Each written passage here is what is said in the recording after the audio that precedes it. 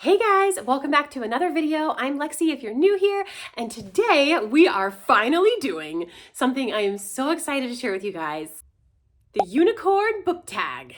Unicorns, I love them. I have been wanting to film this for the longest time. I'm wearing purple, I have a unicorn. Don't let me! May or may not have commandeered this from my toddler. Just holding this little guy, I feel the emotional stress melting away. But anyways, this tag has a bunch of questions all about your favorite books and favorite characters and such and so. So we get into a lot of different books with this. I think these are some of the most books I've ever talked about in a video ever. And as soon as Chrissy tagged me, I could not wait to do it. Chrissy's Purple Library is one of my favorite channels here on YouTube. If you have not watched one of Chrissy's videos, oh my goodness, please go check them out. After you watch my video, check out her unicorn book tag. I will link it below. She never fails to make me smile and laugh, and her videos are just such a good time. She has such a wealth of knowledge about books. I feel like she's such an avid reader, reads across so many different genres. I love to go on Goodreads and look at my friends' reviews, and if I see that Chrissy has reviewed one, I'm like, I need to check that out. So she tagged me in this, and I'm finally getting around to filming it, so I can't wait to share it with you. Without further ado, let's get into the questions because these are going to be so much fun. So the first prompt on this list, it's Grimmy Dark out there. The darkest book you've ever read with an unsettling plot, characters, setting, or theme. I'm gonna go with a book that I just finished. It's called House of Salt and Sorrows by Erin A. Craig. And this is definitely one of the darkest books I think I've personally ever read. I don't tend to gravitate towards books that are super dark. This one, however, was highly recommended by one of my really good friends, Abby. This one set on the ocean in this big grand manor house. It's a 12 Dancing Princesses retelling, and it's basically a murder mystery where the 12 sisters are slowly being murdered off. The main character, Anna Lee, is trying to figure out who is behind these crimes and how to rescue her remaining sisters. This is a world steeped with magic. It's a really involved magic system that has a lot of gods to it. There's different islands. The darker elements have to do with ghosts and scary kind of spirits and stuff like that. If that's not up your alley, kind of be forewarned about that. And contained, horror elements, which is not really my vibe. I'm not into horror at all. Just a little bit too much for me, but not so much that it deterred me from finishing the book. But I really did appreciate the rich world building. There was a sweet romance in the book as well. A little bit spicy in that there was passionate kissing, but it didn't go beyond that. Definitely kept you turning the page, was very suspenseful. So I would say this is definitely one of the darkest books I've ever read. Number 2, When a Hero Comes Along, your favorite hero or heroine in a book. So I would definitely have to say that my new favorite hero in a book is Bilbo, 100% from The Hobbit by J.R.R. Tolkien.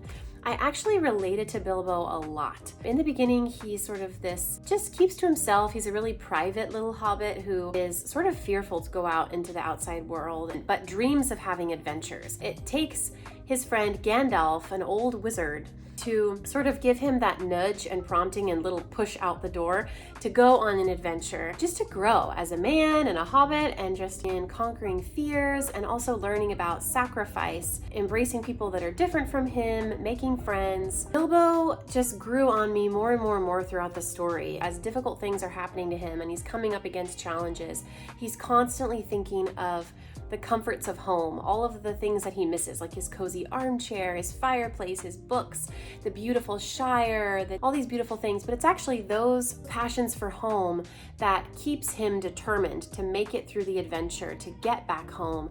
And it actually ends up inspiring the dwarves around him to start caring about things beyond their gold. Also, there's really endearing qualities about hobbits that Bilbo brings to the table in the adventure with the dwarves and the elves and the men all surrounding him. Are qualities a lot of them either don't have, or they've forgotten about, or they devalue. Towards the end of the book, there's that famous quote, if more of us valued food and song and cheer above hoarded gold, it would be a merrier world. And it's like, what matters more than money are our relationships and cultivating a life that is beautiful. It's beautiful because it is a collection of all things that make life really sweet. Bilbo is now one of my heroes, definitely.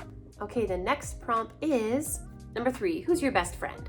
Favorite animal companion read in a book? That would have to be from the book The Horse and His Boy by C.S. Lewis. So the main character in this book is a boy named Shasta who befriends a talking horse named Bree. And Bree definitely is one of my favorite magical animal companions. He is a horse from Narnia, though he barely remembers Narnia because he was stolen away, much like Shasta, who is a slave in the story, trying to find this refuge, this beautiful magical place called Narnia up in the north.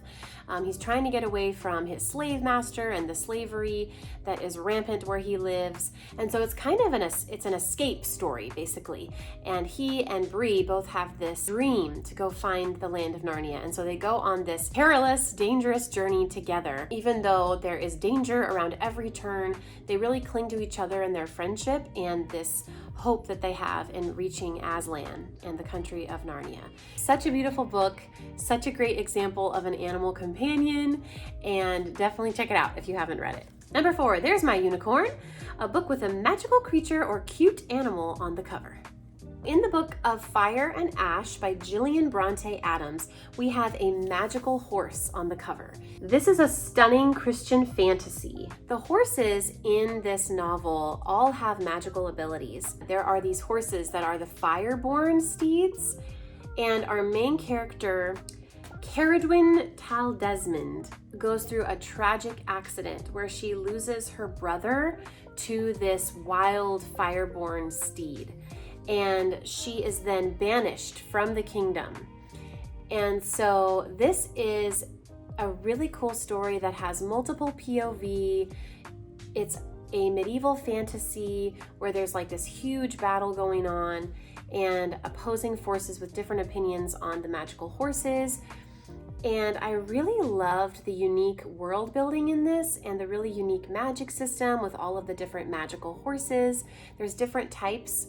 The next book in the series is called Of Sea and Smoke, and that involves like sea-born horses, basically. So really, really cool, loved it, and definitely a beautiful cover as well.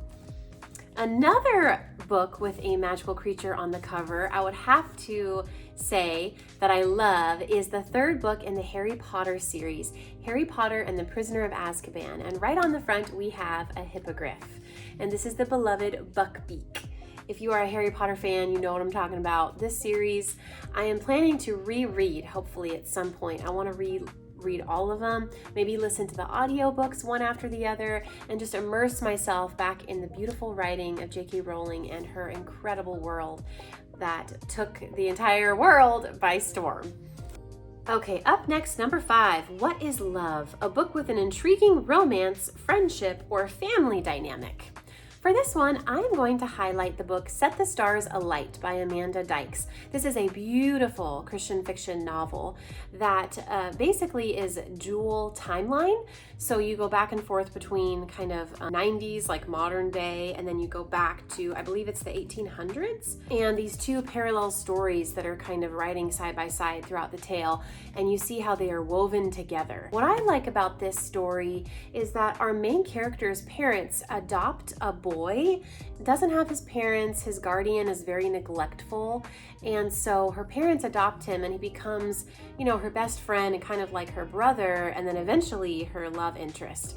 And what's really cool is that this boy is shown just the love of Jesus through the love of this family, the father in particular, who extends his love to this boy who is not his own, but just treats him as if he is part of the family and just welcomes him in and shows him what a healthy parent-to-child relationship looks like. Loved that, as well as the romance. There's actually a lot of different relationships in this book that deal with self-sacrifice, literally laying down your life for the ones that you love. There's a huge theme in this of adoption, even of marriage, and there's a real theme that has to do with widows and orphans, and it just absolutely shines the light and truth of the gospel all through this story. It is so captivating, and it had me in tears by the end. It was so beautifully written. So I would have to say this book features some of my favorite relationships, romantic dynamics I've ever seen. Number 6, Child I'm Still Reading, the longest book series you have completed. I'm gonna say the Augusta Goodnight series. And this one is by Minion F. Ballard. Popping in this little clip here to let you guys know, I realized that I have read probably longer series than this one. There are 7 books in the Augusta Goodnight series, and I've definitely read, obviously the Harry Potter series has 7 books, read all of those, along with things like Little House on the Prairie, the Nancy Drew books. I think I've read longer series, but as a young adult, this is the longest series that I read during that time, that kind of late high school, early college time. So I also thought that these books would be fun to mention just because you really don't hear about them much on BookTube or anywhere. And I just want more people to know about them because I think they're so much fun. So enjoy the rest of the video, guys. The first book in the series is called Angel at Troublesome Creek. What is so beautiful about this series is that while it is a different protagonist every time, a guardian angel comes to help her solve the crime. So we have the guardian angel, Augusta Goodnight, in this. She is a temp, however. She is not the regular guardian angel of the main character in the story, but she is filling in. Usually the main character's guardian angel is off on vacation or doing something important in heaven, and so Augusta Goodnight steps in to help our protagonist who might be going through a really difficult time. In some of the books, the main character is going through a divorce or a really painful loss in her family of some kind. Usually the main character is dealing with grief in some way. Also, a murder mystery that has happened, either to a family member or someone in town. And so Augusta Goodnight is this beautiful, quirky, really funny angel who steps in and just makes you laugh on every page. The book talks about how Augusta smells like strawberries because her regular job in heaven is tending to the strawberry fields there. And just the books just have this charming feel to them. They're very witty and funny. Just quick little trigger warning on the first book. There is a quick note on suicide in here, so if that's something you want to stay away from, be forewarned, but it is not like a huge focus of the book. It's dealt with really well. It's been a long time since I've read these, but I remember reading through the whole series. I can't remember exactly how many books are in the series. I'll pop it on the screen up here, but definitely worth checking out. These are cozy mysteries, so if you're looking for a new cozy mystery series, definitely check this one out. Okay, number 7, Color Mix-Up, a book that is genre bending. This is going to be the 3rd time that I've talked about this book on my channel, but I promise you it's for a good reason. So this book is The 7.5 Deaths of Evelyn Hardcastle by Stuart Turton, and I'm going to nominate this book for this prompt as genre bending. The predominant genre that is expressed here is the classic murder mystery set in the English countryside. However, there is a twist on this particular murder mystery. This murder is happening in a time loop. The character is waking up, and every day it's the same day. It's kind of a Groundhog's Day thing going on. This character is watching the same girl be murdered night after night at this gala in this huge manor estate in the English countryside. To make matters even more interesting, the main character is waking up in the body of a different guest every morning as the same day repeats itself, and he cannot get out of this time loop until he solves the murder. Absolutely captivating. This book had me turning the pages so fast. It was so suspenseful. This time loop element almost begins to give it a little bit of a sci-fi twist. A futuristic twist. There's a lot more going on here than just what the character initially experiences. It is unlike any other mystery I've ever read. Highly, highly recommend. Number 8, bet you didn't see that coming, a book with a surprising plot twist or red herring. I'm gonna go with The Murder of Roger Ackroyd by Agatha Christie. So sadly, I will admit that the twist in this book was spoiled for me because I actually read about it on a blog without realizing that it was not a spoiler-free blog. I was actually looking for a list of the top 10 most popular Agatha Christie books that I wanted just so I could see which ones to choose from. And at the top of the list was this book, and right the very first line in that description of the book gave away who the killer was. And I was really, really sad about that. But I knew that it was one of Agatha Christie's most popular for a reason, so I made myself read through this book even though I knew the ending. Had I not known the twist, I think I would have had a lot more fun reading this, but I'm not gonna tell you what it is, so I highly recommend checking it out because it is one of her best and most surprising endings.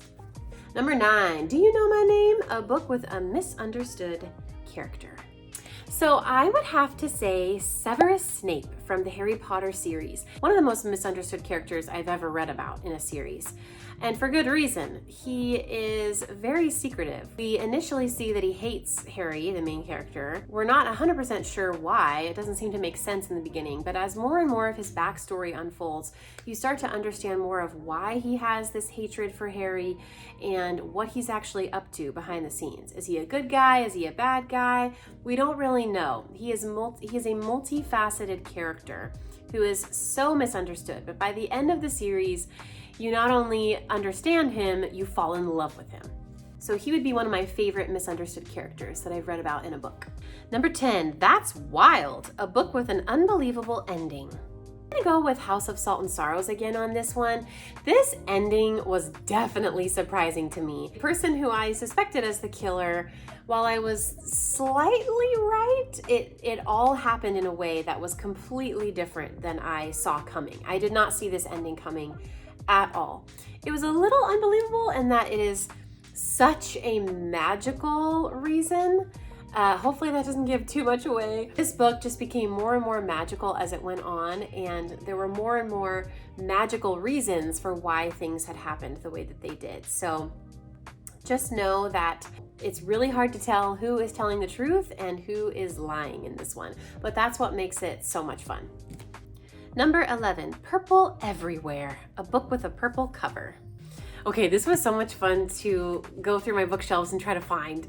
So the first purple cover that I am going to share with you guys is one of my most favorite purple covers that I have on my shelf, and it is The Ballad of Never After by Stephanie Garber. This book is so stunning. This particular one that has this light lavender color on it is one of the Barnes & Noble exclusive editions for her, one of the American Barnes & Noble exclusive editions. Love, love, love it. Another one I'm going to share with you is The Unexpected Mrs. Paulifax by Dorothy Gilman.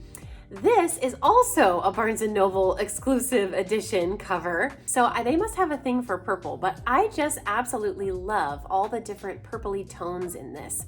So, so pretty. And then another one, which is a deep, dark purple cover, is A Wizard's Guide to Defensive Baking by T. Kingfisher.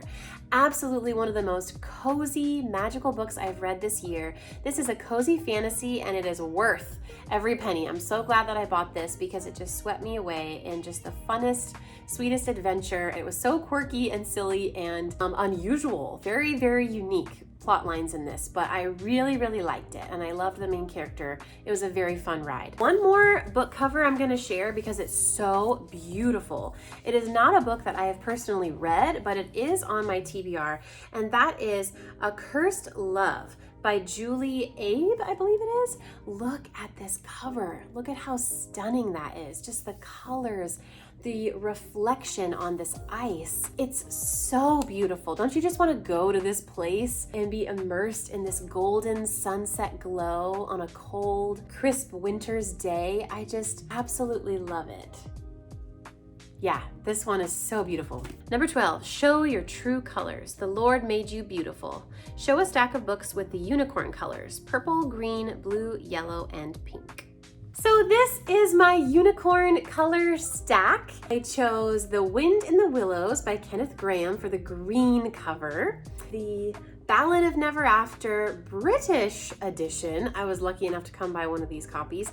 The cover is so, so pretty. Let me show it to you guys. This is the UK edition. Look at this. Oh my goodness. Stunning. So pretty. I love the illustration on here. Next, I have Our Cursed Love that I just showed you, and A Winter's Promise. This one is by Christelle Dabos.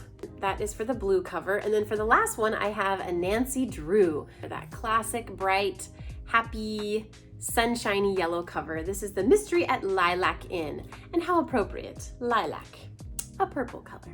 So that is it, you guys. I hope you enjoyed this unicorn book tag as much as I did. Chrissy, I had so much fun with this. Thank you so much for tagging me. This is a fun one, you guys. So if you have a channel and you want to do the unicorn book tag, I highly recommend, because this was so much fun. Let me know in the comments before I go, what are you currently reading? And if you watched it all the way to the end, would you just drop a unicorn emoji in the comments for me? I would love to check out any book recommendations you have for me. And until next time, I will see you guys in the next video. Bye, guys.